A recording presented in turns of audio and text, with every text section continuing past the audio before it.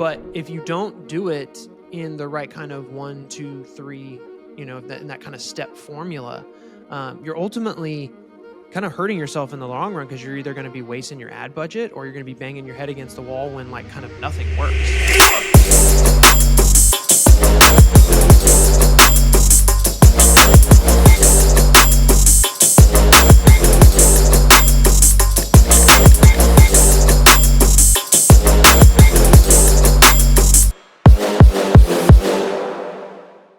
Hello, everybody, and welcome back to another episode of the Video Marketers Vault podcast. For those that are new here, my name is Evan Andrews, and on this podcast, we are talking everything that you need to know as an entrepreneur or a business owner to understand what it takes to run video marketing in your business here in 2025 and beyond.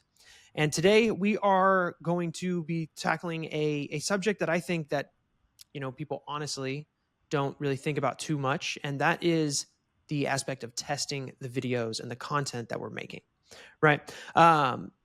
Before we actually dive into it, if you are new here or you are returning, make sure that you like this video, subscribe to this channel here to stay updated with everything that we are putting out here on the Video Marketers Vault podcast. But today I have a special guest, a very dear friend of mine, Hunter Jackson of Hunter Jackson Media. Hunter, how are you doing today? Hey, I'm doing great, man. Thanks for having me on. Yes, sir. Yes, sir. So we both reside here in the great state of Texas. You are in the Dallas area, if I'm correct, right? Yeah, that's right. Yeah. Yeah. How is the weather up in Dallas right now? It's actually beautiful weather outside, but I do have somebody, I think, doing the lawn outside. So hopefully you're not picking up that. Well, it's okay. I can't hear any interference or anything like that. So we're all good from a quality standpoint on this. But, today we are going to be talking about like I said, testing in our content, right? And whether that be we're running, paid strategies through ads, if we're just making, organic content, whatever we might be doing, that's what I wanted to talk about today and kind of get your, feedback with maybe things that you've done with clients, yourself. Definitely tell some stories of what I've been through. But Hunter, take a second and educate the people out there that might be watching right now on who you are and exactly what you do. Yeah, no problem. So, I'm Hunter Jackson, and my company is Hunter Jackson Media. And so I've kind of been doing freelance and video production for, I don't even know how long, maybe 20 years plus, but kind of dove into photography, got back into video production, and then, stumbled on the course that I'm doing. And so with you guys, and then I don't know if I can say who it is, but Yeah, go ahead. I don't care. Yeah, Master Filmmaker course, which has been awesome, super educational, lot of great content and coaches. And Evan's one of the coaches. He's great. Been helping out with like marketing and using ads and whatnot. So, but kind of just growing into that. Yeah, doing the whole video content strategy for businesses with social media specifically.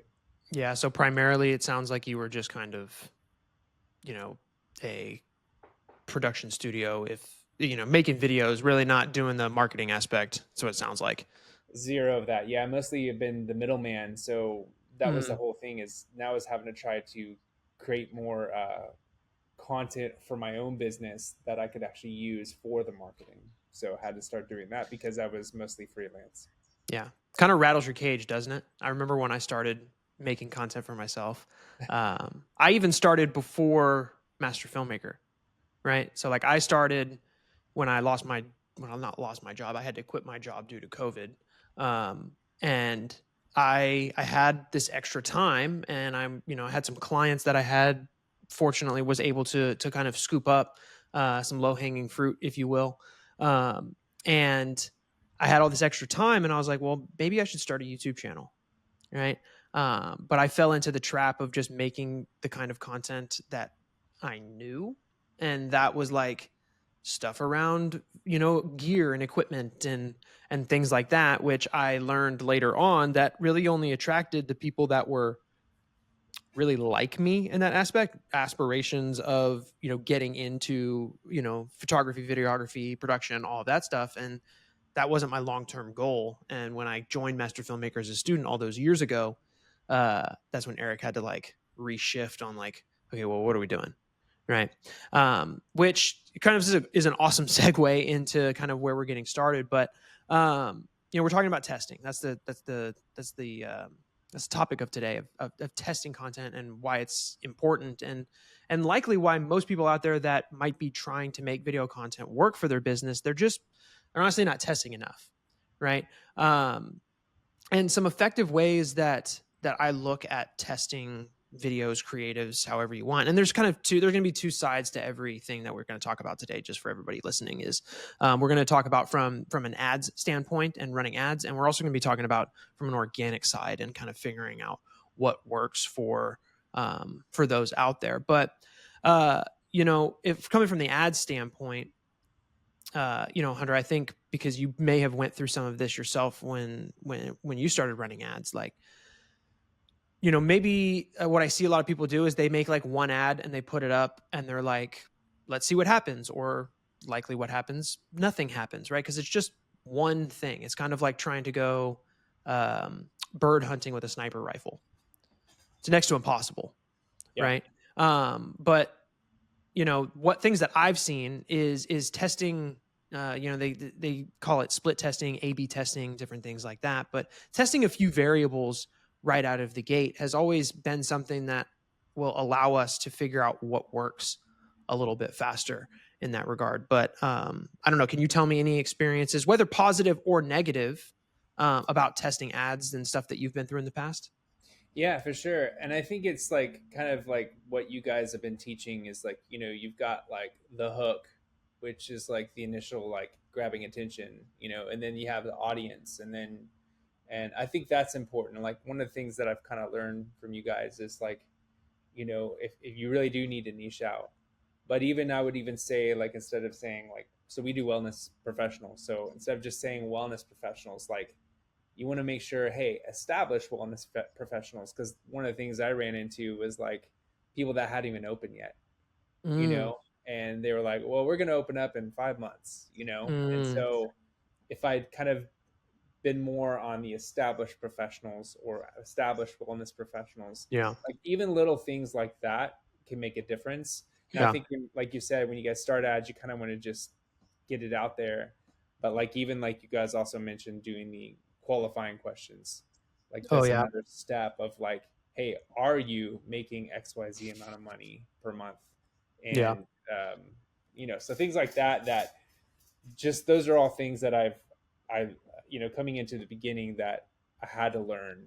And so right now I'm not currently running some strong ads, but want to, when I do, I'm going to probably start implementing more of those things.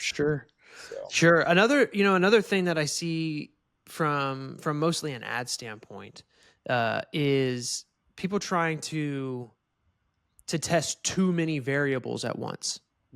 Right? Like you just mentioned, like there's the things in like your intake form or something, but you have the different hooks and you have different call to actions of how you're grabbing the leads, like if it's like through a messenger or DMs on Instagram, whatever it might be, right? But people trying to test too many variables at once against each other, and what I've often seen is that you can't really figure out. If you have 3 completely different ads, for example, like everything's all over the place, and one of them works over the other, there's no real reason to know why, right? Because of all of the variability within that sequence. And I think when people initially do that, they're coming from a place of good, right? Because they're like, yeah, let's just see what works, right? But if you don't do it in the right kind of 1, 2, 3, in that kind of step formula, you're ultimately kind of hurting yourself in the long run, because you're either going to be wasting your ad budget or you're going to be banging your head against the wall when like kind of nothing works, right? And as you kind of mentioned there with the, adding just that word established in front of the wellness brands, right? That kind of weeds out the people that aren't going to open for 5 months, or maybe have only been open for a month, right? And just getting really granular in that little testing right up front, I think is what allows people to have, the most success. But I also want to touch on kind of the organic side, right? Of effective ways to test. And I'll just kind of give you like my backstory with it. And you tell me if it kind of aligns with kind of what you're going through. Cause from what I see that you put up on like Instagram, for example, because that's where I see most of your content, Yeah. you look very similar to what I started doing about 3 years ago, Right. right? So when I first started, I was just doing like talking head content, right? Like I would write down kind of I ideate some content, and I would sit down and I would just speak about my expertise or what it is that I knew, and I would put that up and I would put that out, and I did that for like about a year, like just strong. That's all I did. And then as I got into year two, I was like, okay, well, how can I make more content, maximize my time and effort being going into that content? So I had to like think of to like the pockets of my day, right? Well, 2 to 3 hours of my day was literally talking to people over coaching calls. So I started recording my coaching calls, right? And then that just gave like another level of like expertise, but kind of from more of a, I'm not looking down the barrel of the lens and talking to you like I currently am kind of right now, Mm-hmm. right? Mm-hmm. And that allowed me to start testing more variety of content. And then that allowed me to figure out what works best on different platforms. And I eventually went into other kinds of content from there. But tell me your experience with the kind of content that you're making now, and maybe what you hope to plan and test new variety things. Like, what do you aspire to do with your content going forward? Yeah. So right now, I mean, I'm kind of just doing like, it's funny that you said that you're kind of recording some of your calls because a lot of the content, some of the content that I'm coming up with is just problems that I run into when I'm Mm, talking to clients or potential clients. So like one of the things that you know one of the people were like, hey, well, we have SEO or we're doing Google ads or whatever. So like, why video content? So I was kind of coming from the angle of, you know, with SEO specifically, those people are already searching for you, but you're still competing with like all the other people that are maybe paying for, placement or just people that are on the list, right? Sorry, I lost my teleprompter, so I'm looking down, you're good. but yeah, so like, but like the 97%, there's that other 97%, right? That may not even know they have a problem, but they need your service, Yeah. or they know they have a problem, but they're not looking, right? So that's where I feel like the organic content and even ads come in because like you're hitting those people or you're getting in front of those people, and they're like, oh man, I do need that. Wow, this guy knows what he's talking about. I'm going to reach out to him. So I kind of made like a little organic piece about it that did pretty well, and I may even run it as an ad at some point. But Nice. just like those little problems, or what's another one that I came up with? Someone was oh, just the website. So like I made another one about, oh, we just need video for our website. So I talked about, you know, how are people getting to your website? And you can have the best burger joint in town, but if no one knows about it, they're not going to come and they're not going to experience it. So those are just some other things that I kind of like have talked about going into just running into problems or running into conversations. Yeah. Is it primarily just like short form that you're focused on right now? Yeah, mostly short form. Yeah, Gotcha. no long form stuff. Any kind of other I mean, even from the short form side, is there like something that you want to kind of transition your content into? And if so, kind of what would be the reasoning behind doing that? Transitioning. Yeah, I'm not really sure how to answer that question. I just realized I didn't answer your last question either. No, I mean, no, you're good. I mean, so I'll give you an um, example. I'll give you an example for me, yeah. right? Like I I really want to make more motivational content in some of the stuff that I do. And I started experimenting with that recently. Now it's coming through from kind of a hybrid of what I mentioned about or filming my coaching calls, right? But I have one particular coaching and consultant client that I have, and most of our calls aren't super tactical, right? Sometimes they are, but more often than not, they're more philosophical, or like, he'll be running into like a mental block of some sort. And like, I have to say, like, that's kind of normal. This is what you're experiencing. I totally get it. I give him a reference point of something that I did in the past, and how I overcame it or something like that. And what I found was that that was really when edited properly in the back end, Mhm. right? Putting with the right kind of music to it, and the just the movement of the video. I started to see that a lot of those bits of content were doing much better for me in terms of views and eyeballs, right? Which at the end of the day, I will sit here and say that I am not a huge proponent of that being the benchmark of the level of success of your content, because kind of like you were saying, if people, uh, you know, I can have a million and one people see a piece of content, but if I can't service them, then it doesn't really matter. You know what I mean? Right. So uh, I will be the first to sit here and say that views don't matter, and guys can at me in the comments all you want, and we can argue about it. I don't really care. But I started to notice that, like, okay, when I release this kind of content on YouTube, it does way better than some of my other kind of content that I do, right? And that's kind of pushed me into like sitting down and doing kind of that intentional business owner, taking the deep dive into something that you might not know if it's going to work for you, i.e., services like we provide, right? Because I don't mean, I don't know about you, but I don't really guarantee my clients anything, right? Because I just don't know. There's so much unknown Yeah. in what it is that we do that I'm confident in my abilities to make great ads and content and all of that, but whether or not their on-screen presence or like there's so much of it, if we're talking about ads, follow up, all of that stuff that's outside of my control, I can't guarantee that you're going to make $1 million working with me, right? Right. But I can come in and kind of consult in avenues of how to make that more advantageous for you in the back end. But I say all of that to say, like, it was in doing kind of what I kind of currently do, just repackaging it a little bit, that showed me that, hey, this other kind of content could do well for you. Which sparked me into, because I've done like vloggy stuff before as well, and that stuff has done okay in the past, compared to like for some of my long form stuff, compared to some of my other videos. And it just got me kind of into this, like, I probably could have a pretty cool little vlog aspect of my channel as well.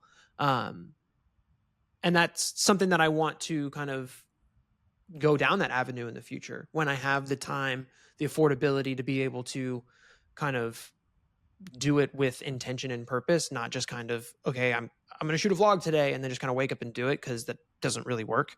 Mhm. There has to be intentionality behind it, in my opinion. But in going through just what you've gone through right now, making the kind of content that you've made, um, is there something maybe that you want to do in the future for yourself or even clients, right? Like, you know Yeah. what I mean? So here's the deal with that. I think being passionate about, so like it's funny. I started in health and wellness, and I don't know if this is going to answer your question or not, but I started in just health and wellness, like broad, right? Mm-hmm. But my heart has always been like holistic, like medicine and natural Gotcha. medicine, because I've seen Yeah. so much benefit from those things, because I've been down my personal journey was the Sure. conventional route. Yeah. So, maybe at some point getting into more like health and wellness and providing information for natural, holistic Yeah. solutions for people. But Sure. I think even going in for this shoot I just did last week, for a company that does like health and wellness type stuff, um, just letting them tell their story, and Mm.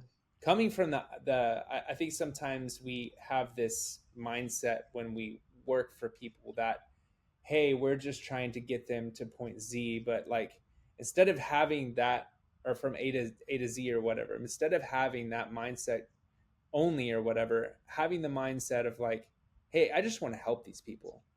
Because if they can see that in your messaging, I think, and they can see that in your ads, when you're genuinely just want to help, and you Mhm. really just really to help not just them but help their patients or their clients. Sure. And so I think that, like, me, when I shot with them, just letting them tell their story, Yeah. and because like I feel like the emotional feels are so important.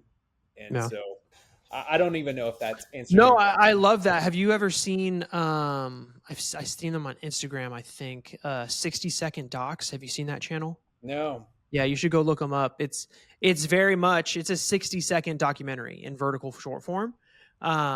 It's awesome. It kind of aligns with what you were describing there, where somebody's sitting down and kind of telling their story. There's kind of a narrator that's involved to kind of push through it.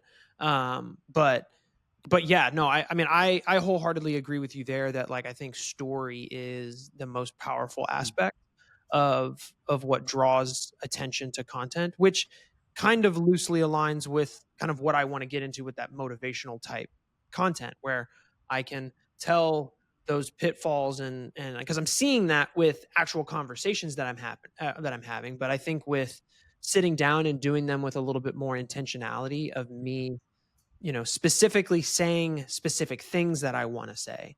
I think that kind of content might do well for me in the long run, and that's somewhere that I actually want to go with kind of doing that.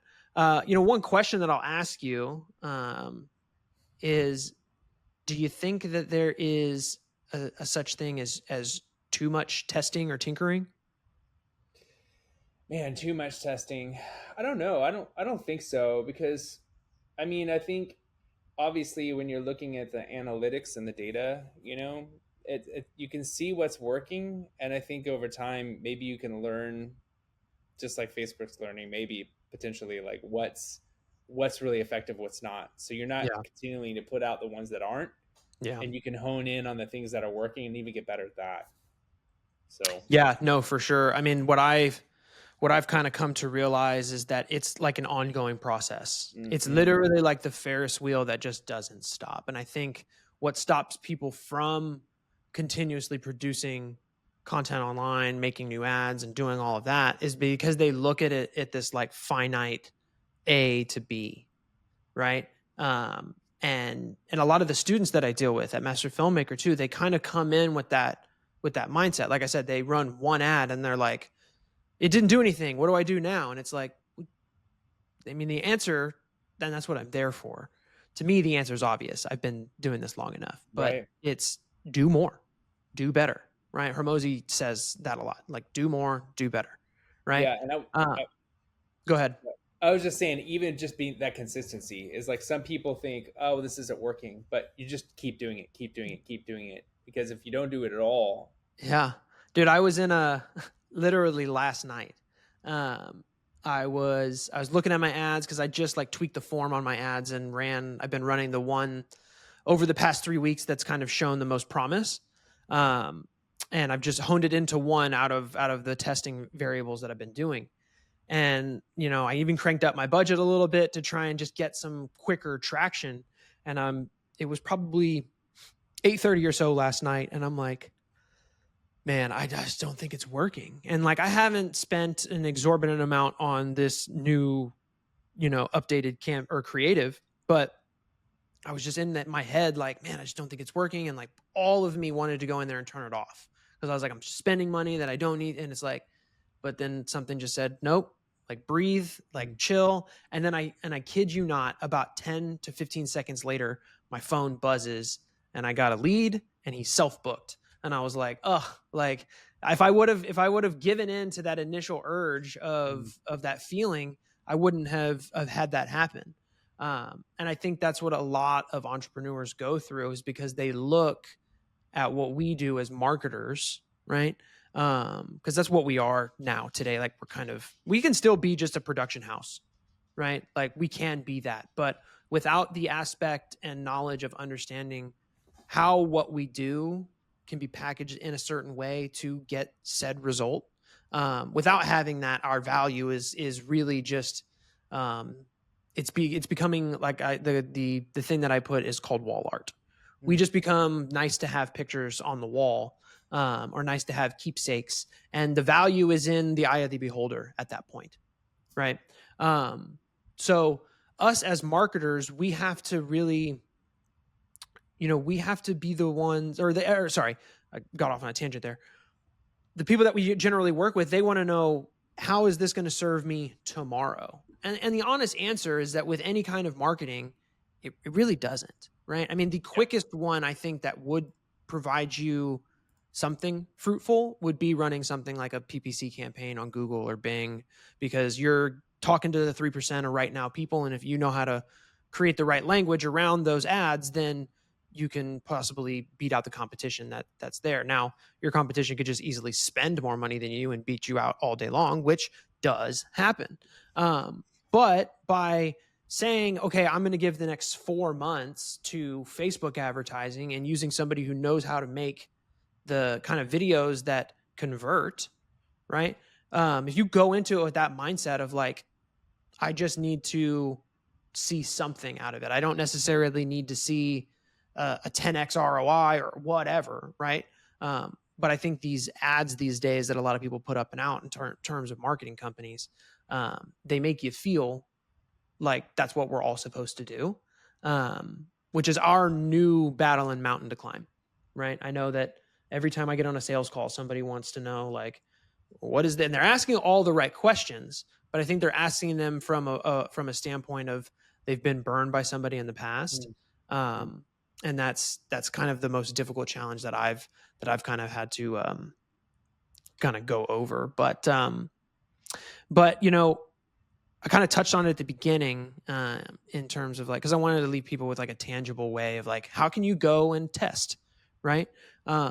For me, is you have to sit down and you have to think about what kind of content do you potentially want to make, right? Like if I ask myself that, or if I ask a client that, if we're talking, let's say organic, right? What is something that you are comfortable making? Well, if they are a talker and have a bunch of knowledge, the talking head kind of stuff is very easy to do, right? It's sit down, ask them a question, and they just riff it, right? I often tell people as a joke, like, if I sit you down in front of a camera and ask you a question and you have to like really, really think about your answer, you likely shouldn't be in the industry that you're in, because you're, you know, there's some kind of faking it there, in my personal opinion. But most of them, once they get past the lights and the camera, and again, we can frame that to where it's like, camera's not here, we're having a conversation, right? Don't worry about that. We'll make it Yeah, look cool later. 100%. But I just tell them, think about what you want to make first. Like what can you see yourself making? And then allowing somebody like a third party, somebody like you or myself, to come in and say, that's all great, you can also do this, right? And allowing people like us to go and do market research, and say, hey, do you see yourself making something like this? With some help, I think it can be done. It's formulated like this, so on and so forth. But do you get a lot of that from the people that you talk to, as far as they want kind of your expertise on like, I need to know what I should be making? So not really. I mean, I think a lot of times I'll go in and I've only had one person that was like, "Hey, are we constrained to whatever you think that we need to talk about, because we kind of want to talk about X, Y, and certain things or whatever." Mm-hmm.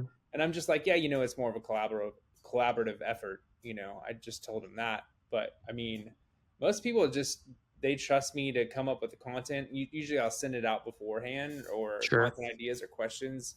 And I don't get a whole lot of kickback, because I mean, a lot of it is just them talking about themselves, or talking Yeah. about their customers, or talking about the services they provide. And, you just get a green light on it. So, Do you ever get any pushback in the suggestions that you give? um, I mean, I know you just kind of said like, people want to do this, are we constrained to this? But I mean, when you send out the stuff, I mean, do you ever get like the tinkerers, or the ones that, I would say the hard to deal with clients, where they're just kind of like, they want to come in and like take over the show, which again, I have no problem with that.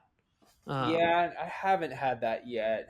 No, I haven't had that yet. I mean, certainly have had that on some like freelance projects for some other Sure. clients, where Sure. this crazy wife came in and she wanted to just control the whole interview process, Uh, and the background objects, and wanted to all of a sudden be art department and things like that. And like, that was a complete headache. And I was like, are we going to get this done today? Because yeah. was crazy. So we had to tell her to leave the room. But I mean, No, other than that, yeah, no. yeah, no, I love that. But yeah, no. So it sounds like what you're saying is that those entrepreneurs, those business owners out there that actually come to us, they're coming to us for a reason, right? And it's honestly because they don't know Mhm. what they don't know, right? And that's why they need us to be able to help them through that process. I know that's one of the biggest pieces of feedback that I get from a lot of the people that I've worked with. I always ask the question in my testimonials of like, what's the one thing that like, if that wasn't included in the process, this wouldn't have worked for you at all? And they always answer the same answer. And it's the way that I kind of coach them through like getting out what they want to get out, Mhm. and hearing it from a different perspective. Right. That's always the thing that I've gotten. And it's very common if you go watch a lot of my testimonials that's, the driver of everything. And I think that, people that think about making content, entrepreneurs, whatever, business owners, they don't really realize that is a piece of our value, right? They think we're just going to come set up lights and we're just going to say go, right? And 100%. that's a big reason why they're kind of like scared to take that leap, Yeah. right? But I always equate it back to like, I know you didn't get in business knowing that it was all going to work out a certain way, right? At least I know that I necessarily didn't. Like I knew there was going to be things that I needed to figure out. Again, that's why I joined the program that you're currently going through, right? Because there was stuff that I needed to figure out, and I knew I wasn't going to be able to do it by myself. Well, not that I couldn't do it by myself. I couldn't do it as fast as I wanted to Right. by myself, because there's nothing holding anybody back that's watching this. If you are a business owner and an entrepreneur right now, hear this. If you take nothing away from this entire conversation, is there is nothing that is stopping you from sitting down and making video content in any capacity other than you. You're the only thing holding yourself back. You have a phone in your pocket. You can sit in front of a window for light, and you can get a cheap $10 mic on Amazon. There's nothing stopping you from doing it. It's only you stopping yourself. So that's how I'll leave this today. And hopefully tying back to my motivational speech and speaker mentality that I want to transform myself into.